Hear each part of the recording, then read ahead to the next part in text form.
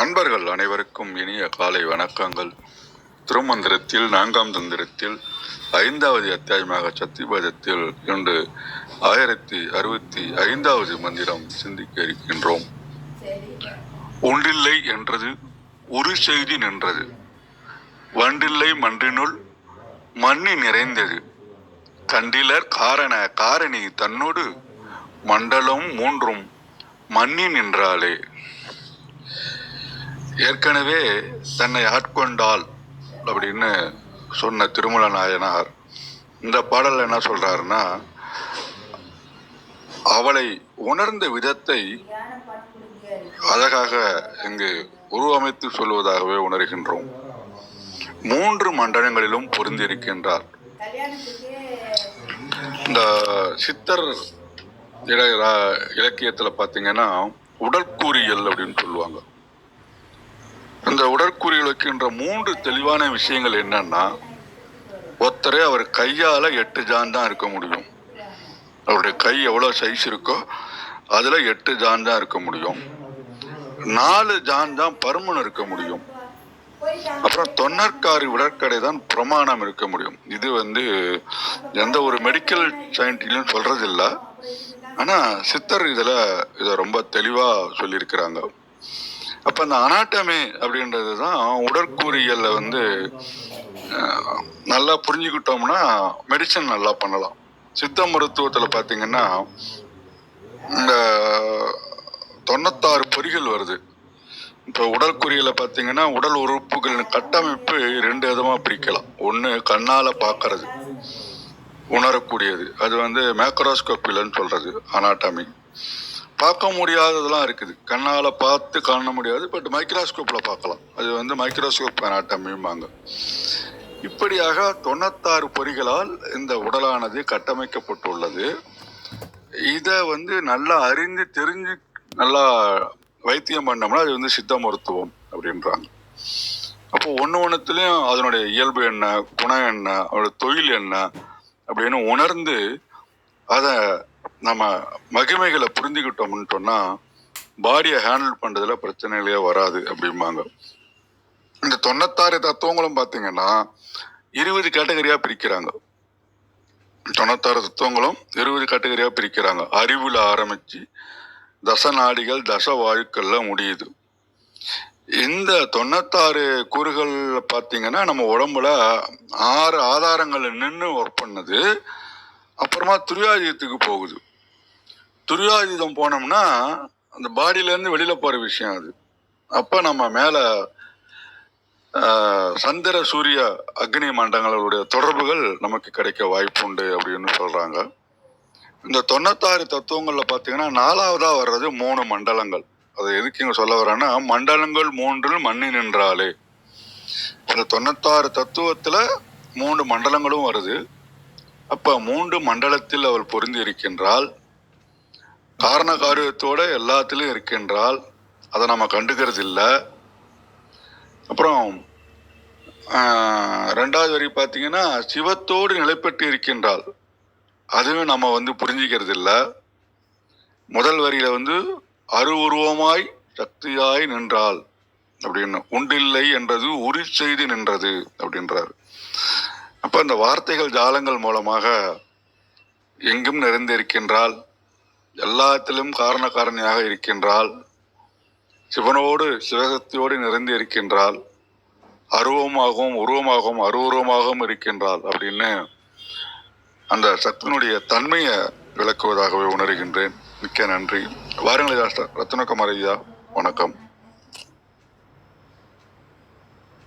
நன்றிங்க. திருச்சிற்றம்பலம். திருமூலர் திருவடிகள் போற்றி போற்றி. திருமூலரின் திருமந்திரத்தில் 4ஆம் தந்திரத்தில் 5வது அத்தியாயம் சத்தியவேதம் பாடல் 1065 பார்க்க இருக்கின்றோம். பாடல் ஒலிக்கின்றது.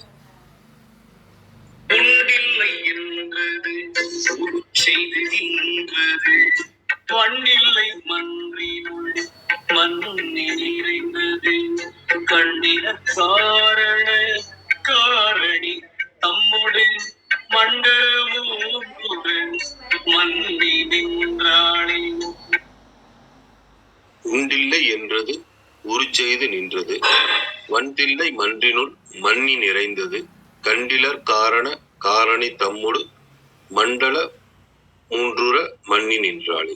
இதன் விளக்கமாக சரவணனைய தளத்திலிருந்து, திரிபுரை சக்திக்கு உருவம் உண்டு என்று சொல்பவர்களுக்கு உருவமாக இருக்கிறார், உருவம் இல்லை என்று சொல்பவர்களுக்கு அருவமாக இருக்கிறார். தன்னை தியானித்தவர்களுக்கு அவர்கள் தியானித்த உருவமாகவே அவள் காட்சி கொடுக்கின்றார். உலகத்தின் இயக்கத்திற்கு காரணம் இறைவன், காரியம் இறைவி. இவர்கள் இருவரும் ஒன்றாக சேர்ந்து அருவுருவமாக தில்லை அம்பலத்தில் எங்கும் நிறைந்து ஆடுகின்றார்கள்.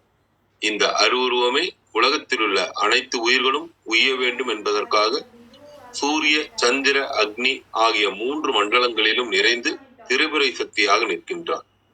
இதன் உட்கருத்தாக, உலக இயக்கத்திற்கு வெப்பம் குளிர்ச்சி இரண்டுமே வேண்டும். இதை சூரிய சந்திர மண்டலங்களாக பிரிந்து மண்டலங்களாக இருந்து திரிபுரை சக்தி அருளுகின்றார். பிரளயத்தில் அனைத்து உயிர்களும் இறைவனோடு திரும்பவும் சென்று கலந்து விடுவதற்கு அக்னி மண்டலமாக திரிபுரை சக்தி நிற்கின்றார். ஏற்கனவே பார்த்த பாடல் 612 உள்ளபடி உடலில், அதாவது பிண்டத்தில் இருக்கும் 3 மண்டலங்களே உலகத்திலும் இருக்கின்றது. இவளே திரிபுரை என்று அறியப்படுகின்றார். இது சரவணனையா அவர்கள் கொடுத்திருக்கிற விளக்கம். ஐயா சத்யநாராயணையா வாருங்கள். அனைவருக்கும் இனிய காலை வணக்கம். ஓம் திருமூலர் திருவடிகள் போற்றி போற்றி. இன்னைக்கு பாடல் பாத்தீங்கன்னா 1065. உண்டு இல்லை என்றது உரு செய்து நின்றது வன்தில்லை மன்றினுள் மன்னி நிறைந்தது கண்டிலர் காரண காரணி தம்முடும் மண்டலம் 3 உரமண்ணி நின்றாளே. நம்ம திருவுரை பத்தி பார்த்துட்டு இருக்கோம். இன்னைக்கு சாராம்சமா ஆதி காரணி பராசக்தின்னு எடுத்துக்கலாம். ஒரு உரையில ஆதி காரணி பராசக்தி அப்படின்னா என்ன? உண்டு என்றும் இல்லை என்றும் உலகினர் தேவியை குறித்து கூறுவார். ஆனால் அந்த சக்தியே ஜீவனின் நுண்ணிய உடலை பரு உடலாக செய்பவள். அவளே வன்தில்லை அம்பலம் எனப்படும் சரசர தலத்தில் நிலை பெற்று நிற்பவள். சிவபெருமான் அறிவு வடிவமாக இருந்து கொண்டு ஆன்மாவின் பந்த மோட்சங்களுக்கு காரணமாகின்றான். ஆனால் அதை செயல்படுத்துவது சக்தி என்பதை உலகத்தோர் அறிவதில்லை. சூரிய மண்டலம், சந்திர மண்டலம், அக்னி மண்டலம் என்ற 3லும் திகழ்பவள் ஆதிகாரணி பராசக்தி. சூரிய மண்டலம், சந்திர மண்டலம், அக்னி மண்டலம் என்ற 3லும் திகழ்பவள் ஆதிகாரணி பராசக்தின்னு சொல்றாங்க. இன்னொரு விளக்க உரையில பாத்தீங்கன்னா, கண்ணுக்கும் கை முதலிய புலன்கட்கும் புலனாவது உருவம், கண்ணுக்கு புலனாகாத உருவம் அருவம். இவ்விரண்டினை படைத்தருள நிலையாக நின்றனள் அம்மை. தில்லை சிற்றம்பலத்தின் கண் என்றும் நீங்காது அருட்கூத்து நோக்கி உரைபவளும் அவளே. காரண பொருள்கள் அனைத்தினுக்கும் காரணமாய் நிற்கும் முதல்வி. உடல்மெய், உணர்வுமெய், உணர்த்துமை என்னும் மாய காரிய தத்துவ மண்டலம் 3னுள் நிலை பெற்று இயக்கி நின்றனள். உடல்மெய் ஆன்ம தத்துவம் 24, உணர்வுமெய் வித்யா தத்துவம் 7, உணர்த்துமை சிவ தத்துவம் 5. அப்ப உடல்மெய் ஆன்ம தத்துவம் 24, உணர்வுமெய் வித்யா தத்துவம் 7, உணர்த்துமை சிவ தத்துவம் 5. உண்டு இல்லை என்றது உரு உரு அரு அப்படின்னு ஒரு விளக்கம் கொடுத்திருக்காங்க. இப்ப இன்னொன்னுல பாத்தீங்கன்னா, காரணங்களுக்கெல்லாம் காரணமாய் உள்ள திரிபுரை சிவத்தோடு 3 உலகங்களிலும் நீக்கமர நிறைந்து நிற்கின்றாள். காரணங்களுக்கெல்லாம் காரணமாய் உள்ள திரிபுரை சிவத்தோடு 3 உலகங்களிலும் நீக்கமர நிறைந்து நிற்கின்றாள். அதனையும் அவளே சமயவாதிகள் உண்டு என்றும் இல்லை என்றும் தம்முள் மாறுபட்டு வழக்கிட மறைந்து நிற்றலையும், அடியாருக்கு உருவோடு தோன்றி காட்சி அளித்தலையும் வளவிய தில்லையின் அம்பலத்துள் நிலை பெற்று நிற்றலையும் உலகர் அறிந்திலர். குறிப்பு பார்த்தீங்கன்னா, காரண காரணி என்பது முதலாக தொடங்கி உரைக்க, நின்றது முதலிய 3ம் தொழிற்பெயராய் செவ்வெண்ணாக எண்ணப்பட்டன. நமக்கு அர்த்தநாரியா அதுக்கு விளக்கம் சொல்லுவார் நினைக்கிறேன். காரணமானவன தத்துவங்களும் அவற்றின் தலைமை கடவுள்களுமாம். முன்னர் அக்கடவுள்களை படைத்து அவர்கள் வாயிலாக தத்துவங்களை தோற்றி நிறுத்தி ஒடுங்கச் செய்து பின்பு அக்கடவுள்களையும் ஒடுக்குதல் பற்றி காரண காரணி என்றார். இது 4வதன் தொகை. காரணி காரணமாய் நிற்பவள். தான் என்பது சிவத்தை குறிக்கும் குறியீட்டு சொல். மண்டிலம் வட்டம். உலகம் என்றவாறு உடம்பில் உள்ள அக்னி சூரிய சந்திர மண்டலங்கள் என்றலும். ஆம், ஈற்றில் அதனையும் என்பது சொல்லெச்சமாய் நின்றது. ஈற்றில் அதனையும் என்பது சொல்லெச்சமாய் நின்றது. இதனால் திரிபுரை மெய்ப்பொருளேயாதல் கூறப்பட்டது. இதனால் திரிபுரை மெய்ப்பொருளேயாதல் கூறப்பட்டதுன்னு சொல்றாங்க. வாய்ப்பு தந்தமைக்கு நன்றி. ஓம் திருமூலர் திருவடிகள் சரணம் சரணம் சரணம். நன்றி. நன்றி சத்யேந்திரன். கிருத்திகாமா.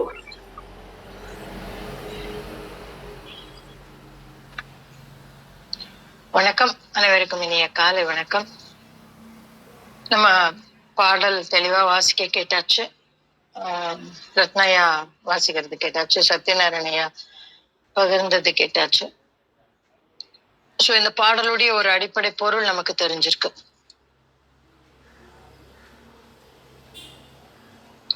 ஒரு ஒரு ஒரு இந்த இடத்துல இந்த பாடல் ஏன் அப்படின்னு யோசிக்கும் போது இந்த பாடலினுடைய இன்னொரு கோணம் வந்து நமக்கு புரிய ஆரம்பிக்கும். என்ன சொல்றாரு? உண்டு இல்லை என்று உரு செய்து நின்றது. அப்ப இருக்கு இல்லைன்னு நிறைய டிபேட்ல இருக்கக்கூடிய ஒரு விஷயம்.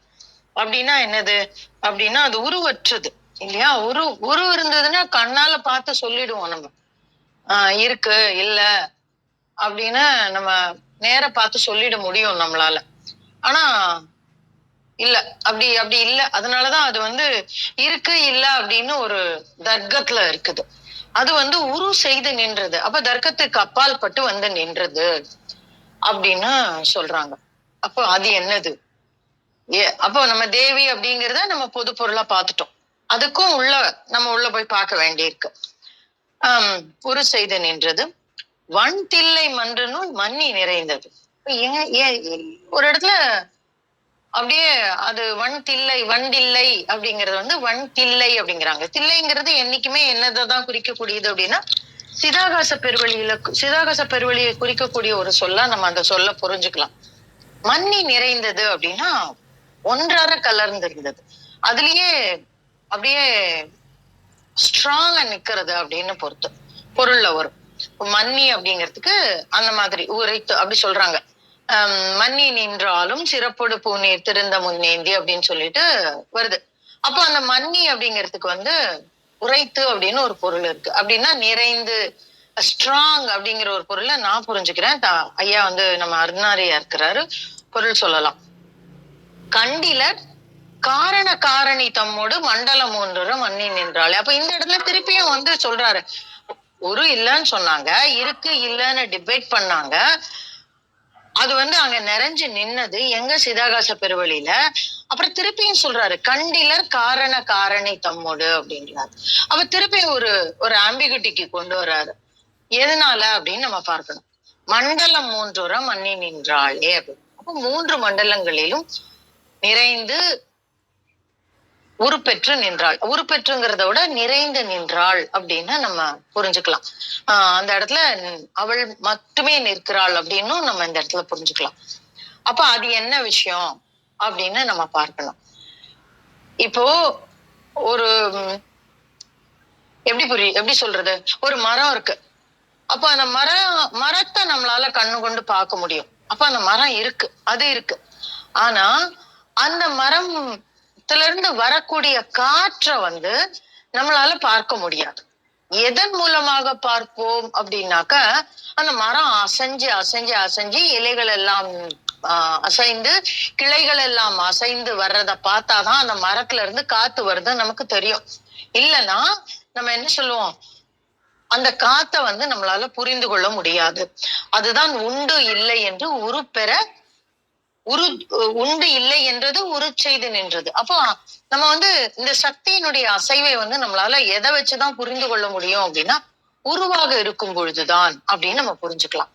அப்ப ஏன் அப்படின்னா அங்கதான் சொல்றாரு, அது எப்பேற்பட்டது அப்படின்னா வன்தில்லை மன்றனுள் மன்னி நிறைந்தது. அப்ப அப்படி உருவாக நம்ம கண்ணுக்கு தெரியாம இருந்தது உருவாக நின்று சிதாகாச பெருவழியில நம்மால காண முடியும் அப்படின்னு சொல்லி உணர்வால் புரிந்து கொள்ளக்கூடிய ஒரு விஷயத்த சொல்றார். அப்ப இந்த இடத்துலயும் உரு செய்து அப்படிங்கிறது வந்து என்னதுதான் அப்படின்னாக்க ஸ்தூலமான ஒரு உரு கிடையாது. இந்த இடத்துலயும் சூட்சுமமான ஒரு உருவை தான் சொல்றாரு அவர். ஏன்னா மண் தில்லை மன்றினுள் மண்ணி நிறைந்தது அப்படின்றாரு. அப்ப சிதாகாச பெருவெளி அப்படிங்கிறது என்ன அப்படின்னா சூட்சுமமாக உணரக்கூடிய ஒரு விஷயம். அப்போ இந்த இடத்துல அகப்பார்வையில் நாம் காணக்கூடிய சக்தியினுடைய ஒரு உருவை பத்தி சொல்றாங்க. இப்படி ஒரு பார்வை வைக்கலாம். இன்னொன்னு உண்டு இல்லை என்று உரு செய்து நின்றது அப்படின்னா நம்ம இந்த உடல் வருவதற்கு காரணமான இந்த ஆன்மாவை நம்ம வந்து அடையாளம் காணவே முடியாது. அது இன்ன வரைக்கும் அதுக்கு உரு இருக்கா, அதுக்கு கனம் இருக்கா, அதுக்கு நிறம் இருக்கா, அதுக்கு மனம் இருக்கா, இதெல்லாம் நமக்கு தெரியாது. ஆன்மான்னு ஒரு விஷயம் உள்ளுக்குள்ள இருக்கு. அதை எப்படிதான் நம்ம அறிந்து கொள்கிறோம் அப்படின்னாக்க இந்த ஒரு பிறப்பெடுப்பதன் மூலம் ஒரு ஒரு ஒரு உயிருக்குள் சென்று இயங்குவதன் மூலம் தான் அதை வந்து நம்ம அறிந்து கொள்கிறோம். இந்த இடத்துல ஆன்மா இருக்கு. அப்போ இந்த இந்த இந்த இந்த கிருத்திகா பேசுறா, அப்ப அவளுக்குள்ள ஆன்மா இருக்கு அப்படின்னு நம்ம புரிஞ்சுக்கிறோம். வந்தில்லை மன்றினுள் மண்ணி நிறைந்தது. ஆனா அது இங்க இருக்கிறது மாத்திரம் கிடையாது. எங்க இருக்கு? மேல சிதாகாச பெருவெளியிலையும் நிறைந்து நிற்கக்கூடிய ஒரு விஷயமா இருக்கு. கண்டிலர் காரண காரணி தம்மோடு. அப்ப யார் அதை காண மாட்டாங்க அப்படின்னாக்க இத வெறும் உடம்பாக பார்ப்பவர்கள் காண மாட்டார்கள் அப்படின்னு ஒரு பொருள் நம்ம எடுத்துக்கலாம். இப்போ முதல்ல நம்ம என்ன சொன்னோம்? உருவாக இருந்ததை உருவற்று இருந்ததை சூட்சுமமாக உருவாக பார்க்க முடியும் அப்படின்னு நம்ம சொல்றோம். அப்போ இப்ப ரெண்டாவது பொருள் என்ன சொன்னேன்? ஆன்மாவை அதற்கு இணையாக சொன்னேன். அப்ப இந்த நம்ம ஒருத்தரை பார்க்கும் பொழுது அடடா எவ்வளவு அழகா இருக்காங்க அப்படிங்கிறது உருவ அமைப்பு இல்லையே. இவங்க இருக்கும்போது அந்த தன்மை வேறையா இருக்கே, நல்ல உணர்வு தோன்றுகிறது. இந்த கோவில்களுக்கு எல்லாம் போகும்போது இந்த கோயில் ரொம்ப நல்ல கோயில், இல்ல ஒரு மனிதர்கள்ட்ட பேசும்போது ரொம்ப தன்மையான மனிதர், இப்படி எல்லாம் உள்ளுணர்வுல இருந்து நம்ம சொல்றோம் பாருங்களா, அங்கதான் நம்ம ஆன்மாவை காண ஆரம்பிக்கிறோம். அதனாலதான் உரு செய்து நின்றது. அப்ப இந்த இடத்துல இரண்டுமாக நிற்பது யார் அப்படின்னாக்க காரண காரணி தம்மோடு. அப்ப அந்த இடத்துல இருப்பாக இருக்கக்கூடிய காரணம், காரியமாக இருக்கக்கூடிய சிவம், காரியமாக இருக்கக்கூடிய சக்தி. அப்ப காரணமாக இருக்கக்கூடிய சிவம், காரியமாக இருக்கக்கூடிய சக்தியோடு இருக்கும் பொழுது மண்டலம் 3 மண்ணி நின்றாளே அப்படின்னு சொல்றாரு. அப்ப இந்த அக்னி சந்திர சூரிய மண்டலம் அப்படின்னு சொல்லுவாங்க. இந்த இடத்துல வந்து நம்ம இன்னொரு மண்டலத்தையும் நம்ம குறிக்கலாம். கீழே உலகம், மேலேடு உலகம், அதற்கு மேல இருக்கக்கூடிய அந்த உலகம் அப்படின்னு சொல்லி அதையும் 3 மண்டலமாக நம்ம புரிஞ்சுக்கலாம். இந்த உடல்ல நம்ம பார்த்தோம்னாக்க இதுவும் 3 மண்டலமாக பிரிக்கப்பட்டிருக்கிறது. அதுவும் நமக்கு தெரியும். இடுப்புக்கு கீழே ஒரு மண்டலம், இடுப்புக்கும் கழுத்துக்கும் இடையில ஒரு மண்டலம், கழுத்துக்கு மேலே ஒரு மண்டலம், இந்த 3 மண்டலமே நம்ம சொல்லுவோம் இல்லையா. அப்ப அந்த மாதிரி 3 மண்டலமாகவும் அவள் நிற்கிறாள் அப்படின்னு சொல்லுவோம். அதனாலதான் திரிபுரை, அந்த 3மாக நிற்பவள் திரிபுரையாக இருக்கிறாள் அப்படின்னு சொல்லுவாங்க. இதுல வந்து இத வந்து சாஸ்திரத்துல வந்து என்ன சொல்லுவாங்க? காமக்கூடம், வாக்பவ கூடம், இன்னும் ஏதோ ஒரு கூடம் சொல்லுவாங்க, மத்திய கூடம் அப்படின்னு சொல்லுவாங்க. அப்ப இந்த 3 கூடம், நான் வார்த்தை கரெக்டா உபயோகிச்சிருக்கேனான்னு எனக்கு தெரியல, லட்சுமிமா இருந்தா சொல்லலாம். ஆனா இந்த 3 கூடத்துக்கும் தனித்தனி தலைவிகள் உண்டு. அவங்கவங்க அந்தந்த செயல் தலைவி உண்டு. ஆனா இவங்க எல்லாருமே யாருதான் அப்படின்னா தேவியினுடைய பால்பட்டு அவளுடைய உடம்பில் இருந்து பிரிந்து வந்தவர்கள் தான் அப்படிங்கிற ஒரு கணக்கு உண்டு. அது ஏன் அப்ப நம்ம ஏன் தேவியவே நம்ம வந்து அந்த பரதேவியையே நம்ம ஏன் வச்சிடக்கூடாது அப்படின்னாக்க இது வந்து அனிச்சை செயலாக நடக்கக்கூடிய ஒரு விஷயம். அவ வந்து இப்ப நம்ம என்ன பண்றோம் அப்படின்னாக்க நடந்து போறோம் அப்படின்னா இந்த கால்கள் வந்து அதற்குண்டான வேலையை செய்கிறது. அதனால அது வந்து அதனுடைய சக்தி வேற. கைகள் வந்து அதற்குண்டான வேலையை செய்கிறது, கண்ணு அதற்குண்டான வேலையை செய்கிறது. ஆனா அதனுடைய மூல நரம்பு மண்டலம் எங்க இருக்கு, அதனுடைய ஆக்ஞை பிரிக்கக்கூடியது எங்க இருக்கு அப்படின்னாக்க மேல இருக்கு. ஆனா மூளைக்கு போய் அங்கிருந்து இங்க நமக்கு இன்ஸ்ட்ரக்ஷன்ஸ் வரணும். அதுக்கு பதிலா தன்னிச்சையாக நிகழக்கூடிய நிறைய செயல்கள் இருக்கு. அதுக்கு என்ன பண்ணணும் அப்படின்னா நம்ம அட்டென்டிவா கான்சியஸா இருந்தா போதும். உடம்பு தன்னிச்சையான சில செயல்களை செய்யும். உடுக்க இழந்தவன் கை போலாங்கே அப்படின்னு சொல்லுவாங்க. அப்ப அதுக்கெல்லாம் நம்ம மூளையில இருந்து செய்தி வரணும்னு இல்ல, அது ஏற்கனவே ரிஜிஸ்டர் ஆயிருக்கு. துணி விலகினா டக்குன்னு எடுத்து போட்டுக்கணும் அப்படின்னு சொல்லிட்டு. அப்போ அந்த மாதிரியான ஒரு விஷயம். அப்ப இவங்க எல்லாம் யாரு? இந்த 3 மண்டலத்திலும் நிரம்பி இருக்கக்கூடிய இந்த தேவியர் யாரு அப்படின்னா, அவர்களை இயக்கக்கூடிய சக்தியாக அந்த திரிபுரை நிற்கிறாள் அப்படின்னு சொல்லி இந்த இடத்துல சூட்சமமா நான் இந்த பாடல்ல இருக்கக்கூடிய ஒரு 1% கூட என்னால என்ன சொல்ல முடியல. அதாவது சூட்சுமமாக இருக்கக்கூடிய விஷயத்தை நம்மால் உணர்ந்து கொள்ள முடியும். அத்தகைய உணர்ந்து கொள்ளக்கூடிய ஒரு தன்மையை யார் நமக்கு தருகிறாள் அப்படின்னாக்க, இந்த காரணத்திற்கும் காரியமாக அமையக்கூடிய அந்த சிவசக்தி. அவ எங்கதான் நிறைந்திருக்கிறாள் அப்படின்னா, எல்லா இடத்திலும் நிறைந்திருக்கிறாள் அப்படிங்கிற ஒரு பொருளை நம்ம இந்த இடத்துல புரிஞ்சுக்கலாம். இது ஏன் இந்த இடத்துல வருது அப்படிங்கிறதுக்கு அடுத்த பாடல்ல நமக்கு ஒரு விடை கிடைக்கும். இந்த பாடல நம்ம இன்னும் ஆழமா சிந்திக்கும் போது அடுத்த பாடலுக்கு போகும்போது இன்னும் ஒரு அற்புதமான ஒரு அனுபவத்துல நம்ம திளைக்க முடியும்.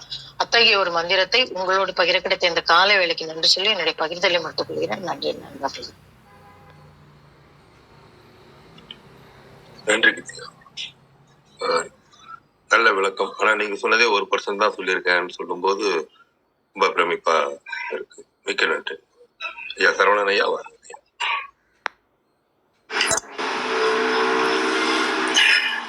வணக்கம். அம்மா சொன்ன ஒரு கருத்து ரொம்ப ஏற்றுக்கொள்ளக்கூடிய கருத்து. இந்த பாடலுக்கு மட்டுமல்ல, நம்ம எந்த பாடலுக்கு பார்த்தாலும் அதெல்லாம் முழுமையா நம்மளால நிச்சயமா சொல்லியோ இல்லை அறிஞ்சோ இருக்கிறது கொஞ்சம் கடினம்தான். ஏன்னா இந்த திருமந்திரத்தில் இருக்க எல்லா பாடல்களுமே உணர்தல் சம்பந்தப்பட்டது. உணர்ந்தா மட்டும்தான் 100% தெரிஞ்சு கொள்ள முடியுமே தவிர்த்து சும்மா படித்து நம்ம தெரிஞ்சுக்கிறது அப்படின்றது 1% கூட இருக்காது நமக்கு நிச்சயமாகவே. ஸோ முதலடியில் உண்டில்லை என்று உருச்செய்து நின்றது அப்படிங்கிறாரு. ஸோ இப்போ இந்த உலகத்தில் இருக்க மனிதர்கள் இறைவனுக்கு ரூபம் இருக்கிறது அப்படின்னு சொல்லி கோயிலுக்கு போய் வழிபடுறவங்களும் இருக்கிறார்கள். யோக மார்க்கத்தில் அவளுக்கு ரூபமே கிடையாதுப்பா அப்படின்னு சொல்லி வழிபடுகின்ற மனிதர்களும் இருக்கிறார்கள். ஸோ உண்டு அப்படின்னு இருக்கவங்களும் இருக்காங்க, இல்லை என்று சொல்றவங்களும் இருக்கார்கள்.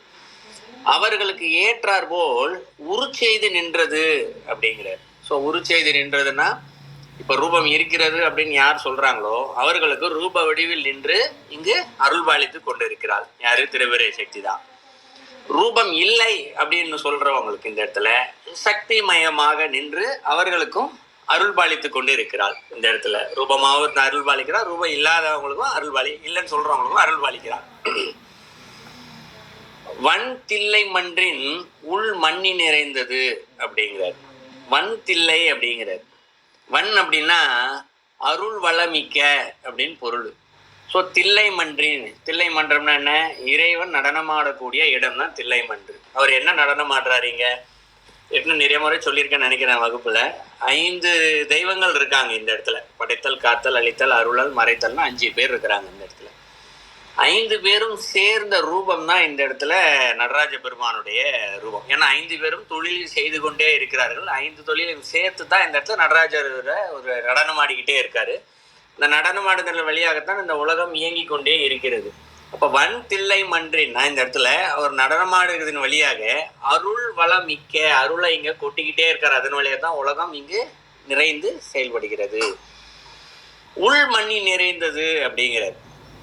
ஸோ உள் மண்ணி நிறைந்ததுன்னா யார் ஒருவர் ரூபம் இருக்கிறது என்று சொல்லி வழிபட்டாலும் ரூபம் இல்லை என்று சொல்லி வழிபட்டாலும் அவர்கள் மன உறுதியோடு நம்பிக்கையோடு சரணாகதி அடைந்து இங்கு வழிபடுகின்றார்களோ அவர்களுக்கு இந்த இடத்துல உள்ளே நிறைந்திருந்து அருளை கொடுத்து கொண்டே இருக்கிறாள் இந்த இடத்துல இறைவி.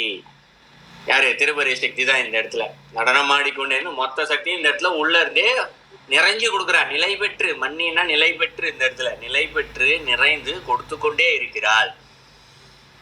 உள்ள இருந்துதான் கொடுத்துக்கிட்டே இருக்கா இந்த இடத்துல.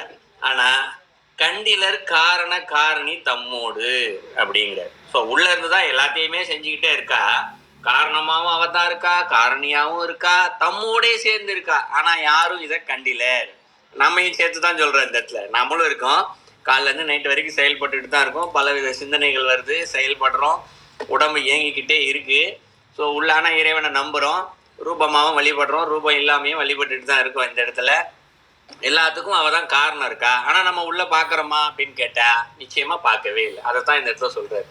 காரணமாகவும் உள்ள இருந்து காரணியாகவும் இருக்கிறா, அதை நம்ம இங்கே யாரும் பார்ப்பது இல்லை. அவளை இந்த இடத்துல மண்டலம் 3 உரமண்ணி நின்றாளே அப்படிங்கிறார். இப்போ உள்ளுக்குள்ள இருந்து எப்படி இந்த இடத்துல செயல்படுறா அப்படின்னு சொன்னவர், இந்த அண்டத்தில் உள்ளது பிண்டத்தில் உள்ளதுன்னு ஒரு தத்துவம் சொல்லுவோம். ஸோ உடம்புக்குள்ள என்னென்னலாம் இருக்கோ அது போலவே வெளியிலேயும் நிற்கிறா இந்த இடத்துல. ஸோ அப்போ இந்த நம்ம உடம்புக்குள்ளேயே 3 மண்டலம் இருக்குது. அக்னி மண்டலம், சூரிய மண்டலம், சந்திர மண்டலம் சொல்லுவோம். ஸோ 3 மண்டலம் இருக்குது இந்த இடத்துல. 3த்துலேயுமே அவள் இந்த இடத்துல எப்படி உரைன்னா இந்த இடத்துல 2 கலந்து நிற்கிறது. இந்த இடத்துல 3 மண்டலத்தையும் அவள் நிறைந்து நிற்கிறதுனால தான் இந்த உடம்பு இயங்கி கொண்டே இருக்கிறது. இந்த இடத்துல மூலாதாரம், அக்னி மண்டலம் சொல்லுவோம், அடுத்து சூரிய மண்டலம், அடுத்து சந்திர மண்டலம். சூரிய மண்டலம் சொல்கிறது இந்த இடத்துல சகசரதளம்னு வச்சுக்கலாம். சந்திர மண்டலம் சொல்கிறது பெருவழியை வச்சுக்கலாம். பெருவழின்னு சொல்லப்படுறது நம்ம தலைக்கு மேலே காற்று இருக்குது. இந்த இடத்துல ஆகாசம் ஃபுல்லாகவே இந்த காற்று இருக்கிறதுக்கு ஒரு எல்லை ஒன்று இருக்கு இல்லையா, அதுக்கப்புறம் காற்று இருக்காது அண்டவெளியில். உலகம் எங்கே இருக்கோ எல்லையை அது வரைக்கும் தான் காற்று இருக்குது. ஸோ அந்த இடத்துல சந்திரமண்டலம் அப்படின்னு ஒரு எல்லையாக வச்சுக்கலாம். அந்த இடத்துல இந்த 3 இடத்துலையுமே அவ கலந்து தான் இருக்கு. அதன் வழியாக தான் நம்ம ஒரு இயங்கிக்கிட்டே இருக்கோம். இந்த இடத்துல உலகமும் அதன் வழியாகத்தான் இயங்கி கொண்டே இருக்கிறது. ஸோ இது 4வது அடியில் சொல்கிறாரு. ஸோ 4 அடிக்கும் சேர்த்து பொருள் பார்த்தோம்னா, இறைவன் ஒருவர் இருக்கிறார், ரூபத்தோடும் ரூபம் இல்லாமலும். நாம் யார் எப்படி கேட்குறாங்களோ அதற்கு ஏற்றார் போலவே இவள் இங்கு அருள்பாலித்து கொண்டே இருக்கிறாள். இந்த இடத்துல அவர்களுக்கு உள்ளே இருந்தே 5 தொழில்களையும் செய்து அவர்களை இறைவன் நோக்கிய பயணத்திற்கு, அவர்களை வினைகளை கழிப்பதற்கும் அவர்களை வழிநடத்தி சென்று கொண்டே இருக்கிறாள். ஆனால் இதெல்லாம் அவள் தான் செய்கிறா அப்படின்றது யாருக்குமே தெரியல. நமக்குள்ளே இருந்தே தான் செய்கிறா, ஆனால் இதெல்லாம் நமக்கு தெரியல.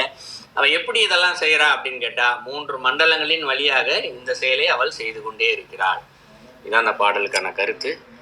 நன்றி.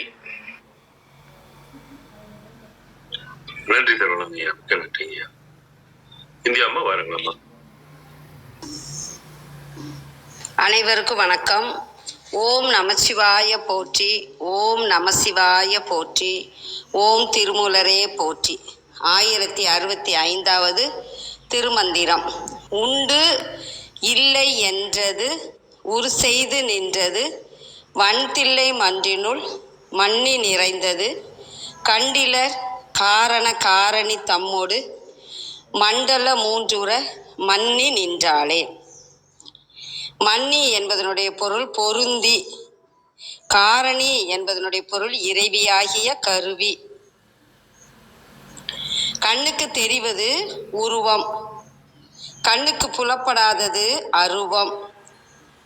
உருவம் இல்லாதது, கண் பார்வைக்கு புலப்படாததாலேயே இறைவன் இருக்கிறானா இல்லையா என்று வாதிடும் மக்களுக்காக நுண்ணுடலாய் விளங்கும் சக்தி பரு உடல் எடுத்து அருள் வளமிக்க தில்லை பொன் அம்பலத்தில் ஆனந்த கூத்தில் ஒன்றி இருக்கிறாள். உலக இயக்கத்துக்கு காரணமாகவும் அதை இயக்கும் கருவியாகவும் சிவசக்தியே விளங்குகிறாள் என்பதை உலகோர் அறியார்.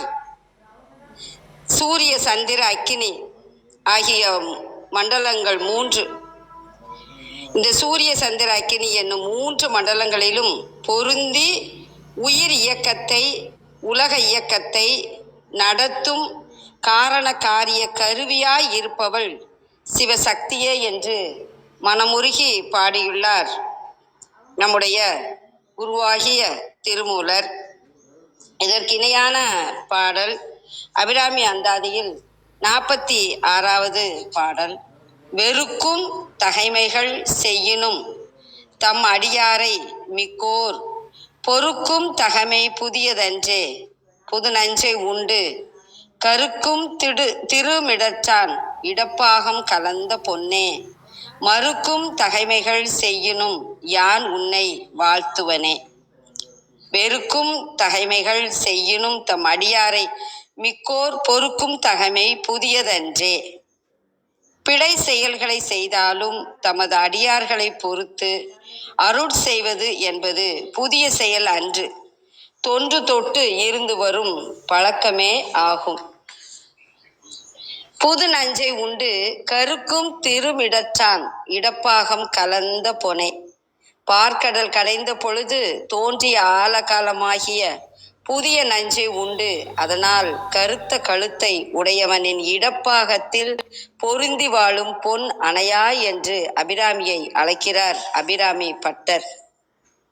மறுக்கும் தகைமைகள் செய்யினும் யான் உன்னை வாழ்த்துவனே, நீ அவ்வாறு பொறுத்து அருட்செய்ய மறுத்தாலும் அடியேன் உன்னை போற்றி புகழ்வேன் என்கிறார் அபிராமி பட்டர்.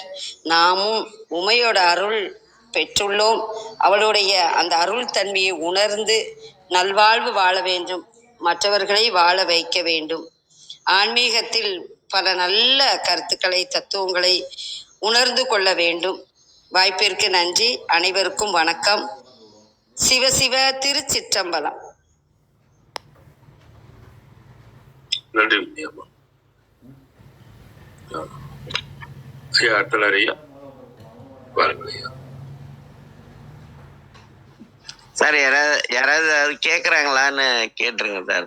அதுக்கப்புறம் ஓதுதல் போகலாம். சரவணன் இருக்கிறதுனால அவங்களுக்கு தேவையானவங்களுக்கான விளக்கத்தை சொல்வார் கேட்டாங்கன்னா. நன்றி. கேட்கும் தளத்தில் இருக்கும் அன்பர்கள் தங்கள் கருத்துக்களை எல்லாத்துக்கும் பகிர்ந்து கொள்ள வரலாம். லட்சுமிமா, உங்களுக்கு வாய்ப்பு இருந்தா கிருத்திகாமா கூட கேட்கணும் வாய்ப்பு இருந்தா.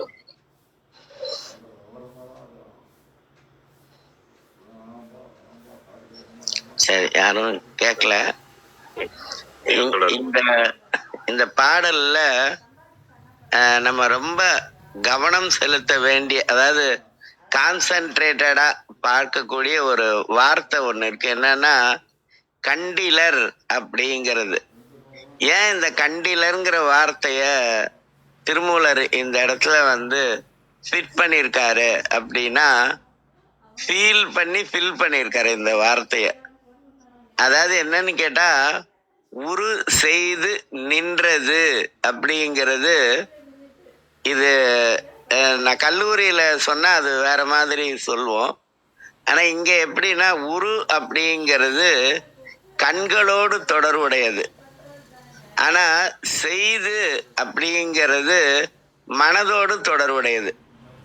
அந்த கண்ணில் பார்க்கறத நினைச்சுக்கிட்டே இருக்கணும். அததான் சுந்தரர் பெருமான் சொல்வாரு, நீல நினைந்து அடியேன் அப்படின்னுவாரு.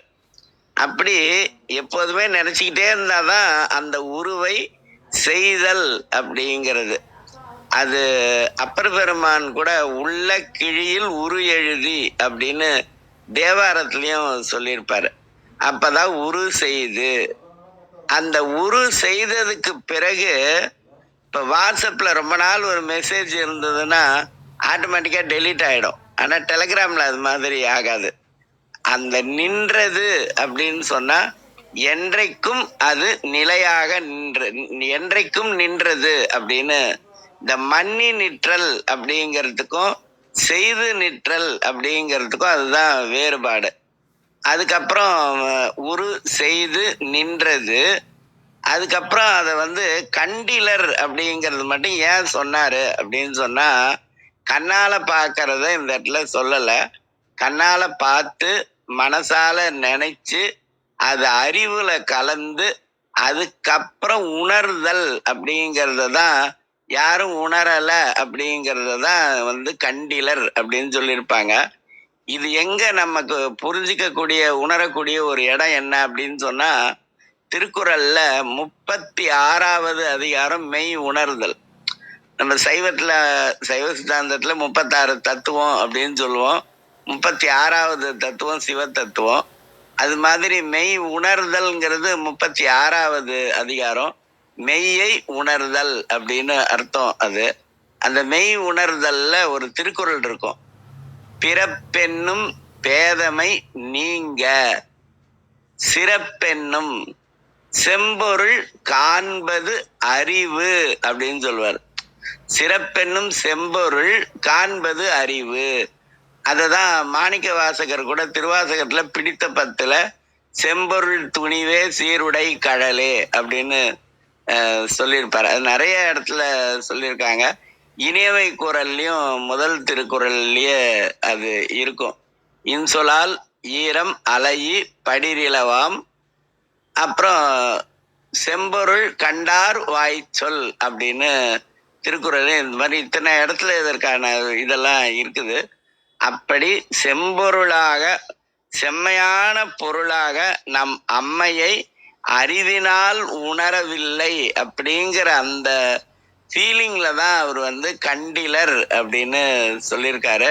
அப்புறம் இந்த வன்றில்லை அப்படிங்கிறது எப்படி வந்ததுன்னா, வன்மை கூட்டல் தில்லை அப்படிங்கிற அந்த புணரும் போது ஈறு போதல், ஈறுனா கடைசின்னு அர்த்தம், போதல் அப்படிங்கிற மை அப்படிங்கிறது போயிடும். அந்த தீ வரும்போது அந்த தில்லை அப்படிங்கிற அந்த தில்லையில இருக்கக்கூடிய முதல் எழுத்தாக இருக்கக்கூடிய தீ என்னவா ஆகும்னா ரீயா மாறிடும். அந்த இன்னோட சேரும்போது ரீயா மாறிடும். மாறி அது வல்லின ரீயா மாறி வன்றில்லை அப்படின்னு வந்துடும். அது புணர்ச்சியில திரிதல் விகாரத்தின் அடிப்படையில அந்த தீ ரீயா அது மாறும். திரிதல்னா மாறுதல்னு அர்த்தம். அதனால திரிதல் விகாரத்தின் அடிப்படையில அது வன்றில்லை அப்படின்னு வந்துடும். இதுதான் இந்த பாடலுக்கான பொதுவான விளக்கம். நன்றி. இன்னைக்கு ஓத போற பாடல் அபிராமி அந்தாதியினுடைய 13வது பாடல். நம்ம ஒவ்வொன்றா ஓதிக்கிட்டே வரோம் வரிசையா, இந்த சக்தி பேதம் தொடங்கின நாள் தொடங்கி. அதனால இன்னைக்கு 13வது பாடல். பூத்தவளே